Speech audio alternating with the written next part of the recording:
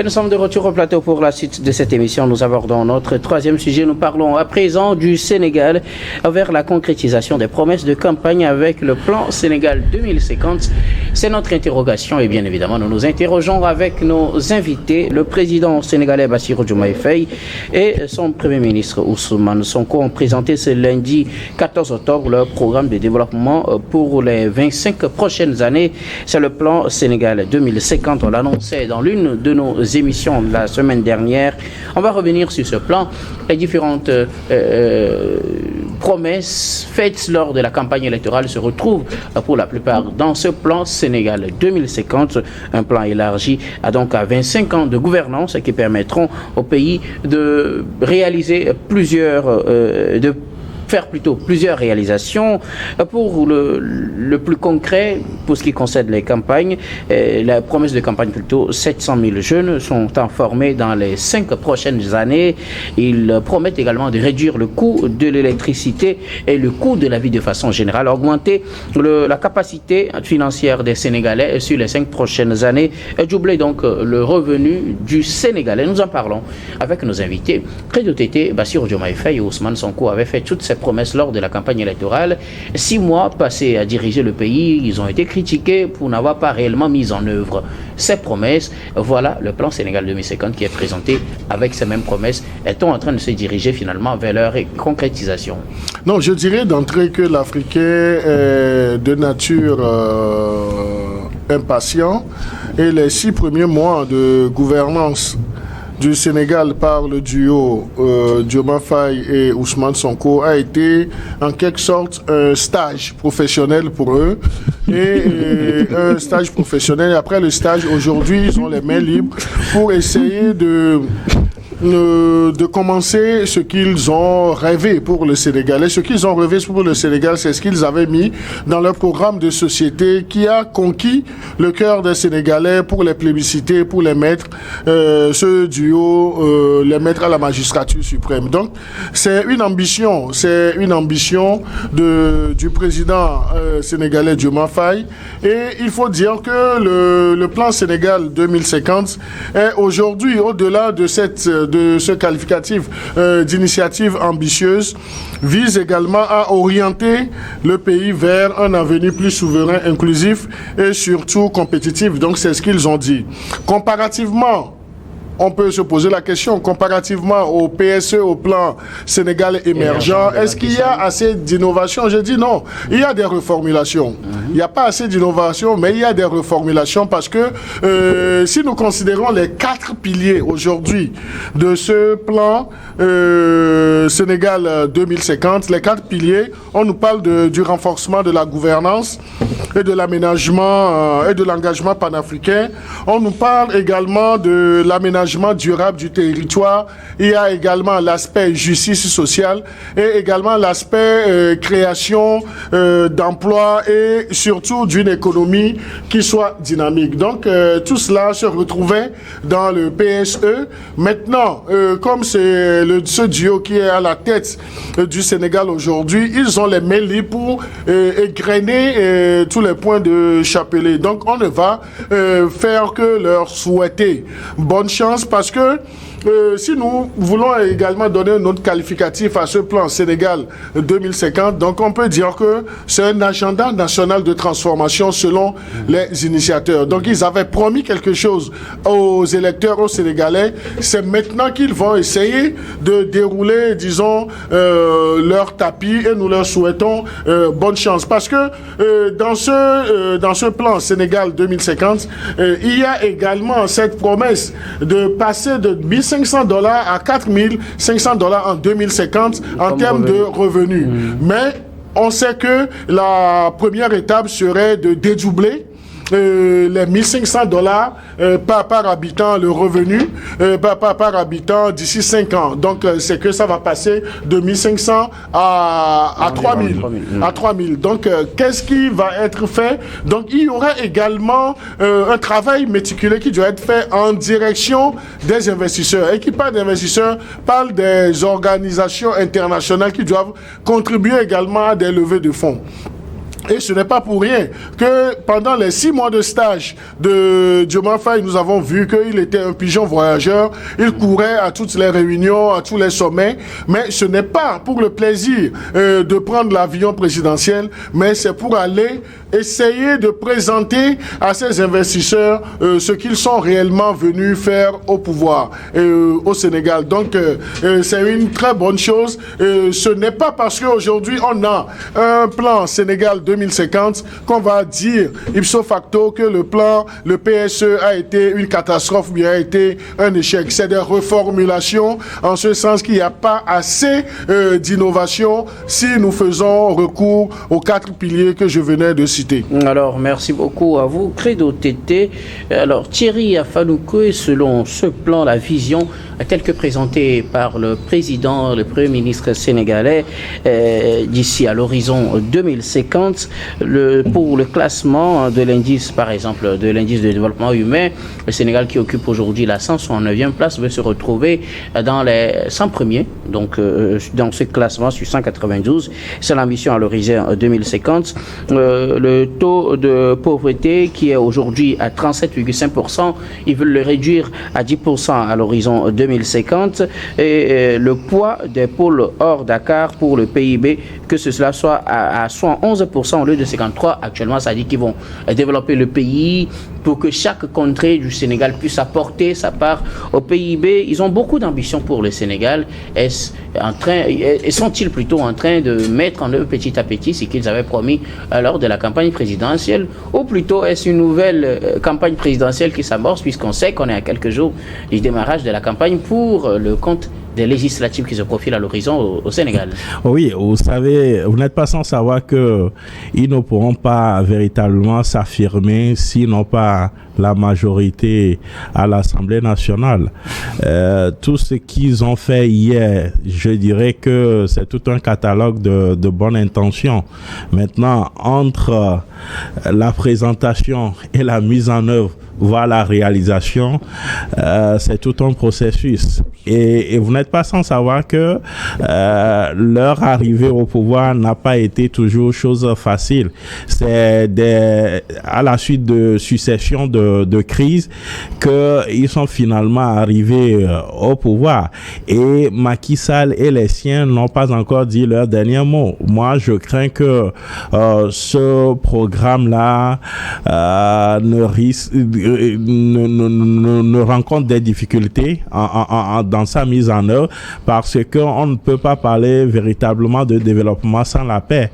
Et ce pays-là, même s'il n'y a pas de guerre, ce pays-là est en crise, parce que tel qu'ils s'y prennent depuis leur arrivée jusqu'à aujourd'hui, ils continuent de présenter Macky Sall, tout ce qu'il a fait ces dernières années comme quelque chose, je ne sais pas, mais tel qu'ils s'y prennent, je doute fort. La semaine dernière, vous l'avez si bien dit, nous avons débattu de la question ici. Voilà des gens qui arrivent au pouvoir, le mandat c'est 5 ans, renouvelable peut-être une seule fois, et ils se projettent en 2050. Donc sur 25 ans, ils vont dérouler ce programme-là, ce plan-là. Et c'est vrai que hier, au cours de la présentation, qui a duré 6 heures de temps, ça me rappelle un autre plan présenté dans un autre pays il y a encore quelques années. On nous présentait la chose comme si c'était la panacée, la solution toute faite qui allait sortir ce pays en question là qui allait mettre tous les problèmes, qui allait mettre fin à tous les problèmes dans ce pays. Sauf que les réalités sont là, et c'est ce qu'ils sont en train de faire également quand ils disent qu'ils vont doubler, quadrupler le revenu des Sénégalais. Je l'ai dit la semaine passée, c'est qu'ils misent sur la manne pétrolière. Sauf que cette manne, la personne ne la maîtrise. Autant temps de Déby, quand le Tchad a commencé par produire le pétrole et autres, Déby faisait croire que c'est la fin des problèmes des Tchadiens. Mais malheureusement, ce pays est confronté aujourd'hui à une situation pas possible d'inondation et le pays continue de se chercher. Vous voyez, dans les législatives en vue, je crois que serait un nouveau round de règlement de compte. Parce que si Macky Sall est dans la course, si Sonko est dans la course, c'est un rendez-vous de règlement de compte. Et eux, ils ne pourront véritablement dérouler leur programme s'ils n'ont pas la paix, s'ils n'ont pas la majorité à l'Assemblée nationale, ce qui, je doute fort, qu'ils l'auront. C'est vrai que c'est un programme un peu plus inclusif. Ça a été le cas aussi dans un autre pays, sauf que la réalité est tout autre chose. Donc, on attend de voir la mise en œuvre. Ils ont essayé d'impliquer tout un chacun. Il y a les politiques, il y a la société civile. Ils misent sur la jeunesse. Or, c'est cette jeunesse-là qui est beaucoup plus demandeur parce que il y a le problème d'emploi, il y a le problème de chômage, il y a le problème d'immigration. On verra le problème d'éducation, on verra ce que ça va donner. Mais je vais les inviter de ne pas toujours continuer par rejeter tout ce que Macky Sall a fait. C'est vrai que son mandat vers la fin a été émaillé de quelques secoués. Voilà, on parle de corruption, on parle de mal gouvernant, mais Macky Sall, tout comme Ouad, ces deux présidents-là ont mis le Sénégal sur les rails, et si ils comprennent qu'ils sont là pour faire leur part, je crois que en réalité, il n'y a pas de quoi à s'inquiéter. Ils vont faire leur pari parti et d'autres vont venir continuer par bâtir ce beau pays qu'est le Sénégal. Merci beaucoup à vous Thierry. Louis Kamako, une vision pour l'avenir, c'est ce qu'ils ont présenté ce lundi plutôt. Je parle du président sénégalais Bassirou Diomaye Faye et puis de son premier ministre Ousmane Sonko. Ils ont présenté le plan Sénégal 2050, leur vision pour leur pays. Et il faut comprendre que nous titrons ce sujet comme cela, puisqu'ils avaient fait des promesses de campagne. Ils ont déjà passé 6 mois à diriger le pays. Les critiques sont venues de partout, comme quoi ils n'ont pas pu dérouler leur programme, ils n'ont pas pu réaliser leurs promesses. Mais là, les voilà en train de présenter officiellement le plan Sénégal 2050. Est-on en train de se diriger vers une réalisation, une concrétisation de ces promesses, ou plutôt une autre promesse électorale, puisque nous sommes à la veille du démarrage de la campagne électorale, campagne pour le compte des législatives très attendues, qui auront lieu le 17 novembre prochain. Si Bassirou Diomaye Faye et Ousmane Sonko gagnent, ils auront donc la majorité à l'Assemblée pour pouvoir diriger le pays sans problème apparemment. D'abord, je ne sais pas si à un moment donné, ou bien s'ils ont déjà commencé par essayer de critiques. Mais si c'est le cas, je pense que cette critique-là, elle est mal fondée. Parce que quand vous venez au pouvoir, il y a ce qu'on appelle les 100 jours. Vous présentez le premier bilan après les 100 jours, c'est-à-dire 3 mois après la prise de pouvoir. Ça veut dire que ils ont déjà passé leur temps de grâce. Hein. Donc vous devez vous acclimater pour justement se conformer justement aux réalités. C'est 100 jours et 6 mois, je pense que la différence n'est pas aussi grande que ça. Ça fait plus de 200 jours maintenant. Ça fait 200 jours. Et pour, ça fait plus de 200 jours. Donc c'est pourquoi je parlais de stage professionnel. Voilà, stage de 6 mois, je pense que... Non, si la terminologie stage professionnel ne sied pas à Louis, peut-être que nous allons parler d'acclimatation. Je lui concerne le thème de stage. Je pense que c'est un stage qui risque d'être concluant, à mon avis. Parce qu'à un moment donné, ils ont fait un break, ils ont fait une pause, ils ont justement dévoilé, ou bien ils ont présenté en fait au peuple sénégalais ce qu'ils doivent maintenant faire. Et je pense que c'est quelque chose de significatif. Et c'est pour ça, je trouve qu'il ne peut en être autrement. Parce que quand vous tenez des promesses en période électorale, il faut justement les réaliser quand vous venez au pouvoir, au risque d'être traité de démagogue. Je pense que c'est ça. Et surtout que, et là encore, on a une élection capitale qui se pointe à l'horizon. Et pour le duo Bassirou et Sonko, il ne peut pas il n'y a pas échappatoire. Ils doivent justement tout faire pour montrer des signaux qui prouvent justement qu'ils ont envie de tenir leur promesse de campagne. J'ai essayé de feuilleter à peu près, mais je suis amené à dire que la seule promesse ou bien ce que attendent en fait les Sénégalais aujourd'hui de ce gouvernement-là, c'est d'arriver au moins à lutter véritablement contre ce qu'on appelle la cherté de la vie. Parce que quand vous êtes au Sénégal, ça c'est un secret de polichinelle. Je pense que la vie coûte énormément cher à Dakar. La vie coûte énormément cher au Sénégal en général.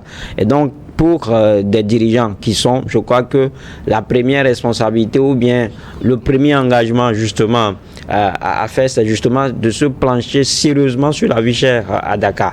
Après, les autres, on verra, c'est-à-dire que dit qu'on va lutter contre la pauvreté, contre la misère, je pense que ce sont des jeux de mots.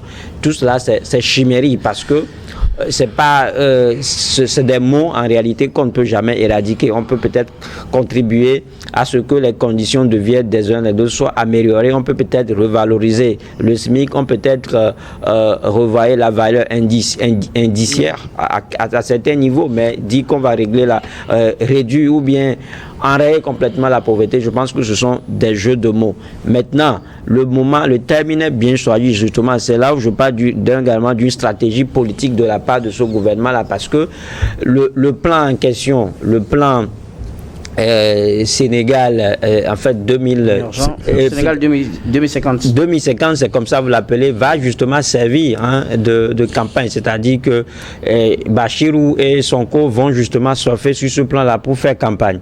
Parce que vous avez, il y a que de belles choses qui sont contenues dans ce plan-là. Et donc, c'est ce qu'ils vont vendre. C'est leur programme de campagne comme ça qu'ils sont en train de dévoiler. Et donc, je pense qu'ils doivent normalement déjà commencer par poser les pas. Maintenant, la question fondamentale aujourd'hui, est-ce qu'ils ont les moyens justement d'arriver à mettre en œuvre ce plan-là? Je peux vous répondre par l'affirmative parce que quelqu'un parlait tout à l'heure, depuis juin 2023, le pays est devenu un producteur de pétrole. Et donc, je crois que des prospections ont été faites, des études prospectives ont été faites. Et je ne pense pas que le Sénégal va sombrer, ou bien le Sénégal vivra la même mère expérience comme le Tchad, comme le disait tout à l'heure Thierry.